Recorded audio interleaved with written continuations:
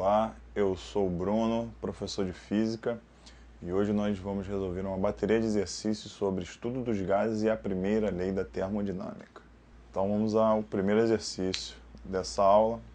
Diz assim: a quantidade de 3 mols de um gás ideal monoatômico sofre a expansão isobárica AB, representada no gráfico, sendo o calor molar sob pressão constante desse gás igual a Cp 5 calorias por mol Kelvin e adotando R igual a 8,31 joules por mol Kelvin, determine. Aí você tem na letra A pressão sob a qual o gás se expande. Você tem no gráfico a informação do volume variando em função da temperatura, né? Então é um diagrama V contra T. Vamos ver como é que vai ficar a resolução da letra A. Na letra A gente vai aplicar a equação de Clapeyron, que diz que PV é igual a nRT. Então a gente pega a pressão, o volume, aí você tem os dois pontos, tanto faz, porque o processo é isobárico, né?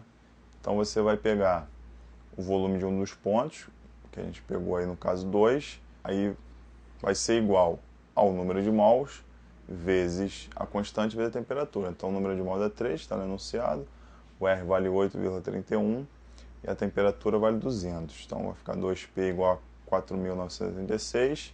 Então a pressão é igual a 2.493 Nm por metro quadrado. Aí a gente pode aproximar isso aí para 2,5 vezes 10 a 6. Né? A gente aproxima de 2.493, a gente aproxima para 2.500 sem problema nenhum. Essa aí é a resposta da letra A.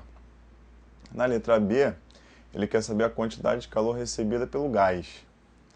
Aí a gente tem que lembrar que a quantidade de calor envolvida na transformação gasosa vai ser NCP ΔT. Isso se for a pressão constante. Porque se for a volume constante é NCV ΔT, onde esse CP é o que ela especifica a pressão constante e o CV é aquela especifica volume constante. Nesse caso, como é um processo isobárico, então a gente vai usar o CP que ele deu no enunciado que vale 5. Então vai ficar Q é igual a 3 vezes 5 vezes 300, né, que a variação de temperatura foi de 300 Kelvin.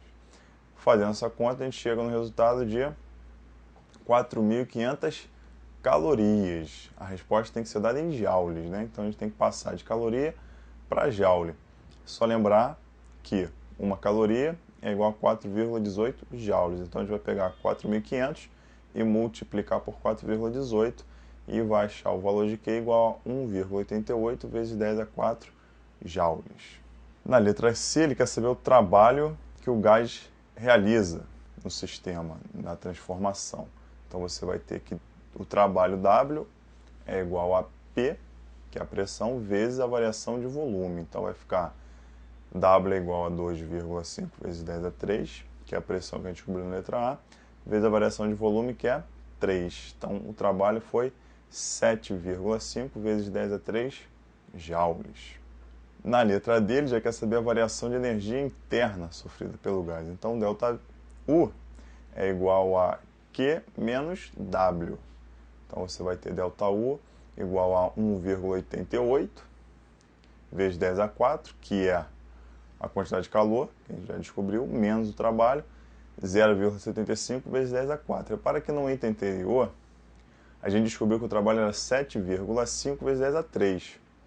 Só que como aí a gente vai operar uma subtração, e quando você faz essa operação de subtração e tem potência de 10 envolvido, o expoente da potência tem que ser sempre o mesmo. Então, como o expoente do calor é 4, né? Está lá 1,88 vezes 10 a 4, do trabalho também vai ter que ser 10 a 4. Então, 7,5 vezes 10 a 3 vira 0,75 vezes 10 a 4, ok? Que é a mesma coisa. Fazendo a conta, a gente acha ΔU igual a 1,13 vezes 10 a 4 joules.